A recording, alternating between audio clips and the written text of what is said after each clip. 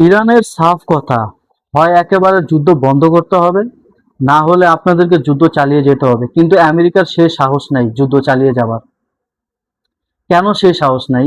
কারণ আমেরিকার সাংবিধানিক আইন অনুযায়ী যদি কোনো অঞ্চলে যুদ্ধ জড়ালে তা 40 দিনের মধ্যে শেষ করতে হবে। যদি তা বাড়ানোর প্রয়োজন হয় তাহলে সরকার তা ভোটের মাধ্যমে অনুমতি নিয়ে সে যুদ্ধ বাড়াতে পারবে।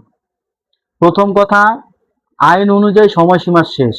দ্বিতীয়ত, যদি যুদ্ধ ফের শুরু করে সেই জন্য খেসারত দিতে হবে আমেরিকাকে। বিশ্ববাজারে দুর্ভিক্ষ নেমে আসবে এবং ডলারের দাম হু হু করে নেমে আসবে। পক্ষান্তরে চীনের মুদ্রার দাম বেড়ে যাবে। আজ ইরান থেকে চীনা মুদ্রায় ভারত তেল নিয়ে আসলো, তাই আমেরিকা যে কোনো মূল্যে যুদ্ধ থেকে বেরিয়ে যেতে চাচ্ছে।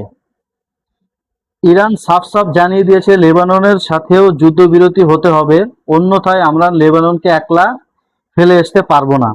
ইসরায়েল যদি লেবাননে হামলা করে তাহলে আমরাও ইসরায়েলকে হামলা করব।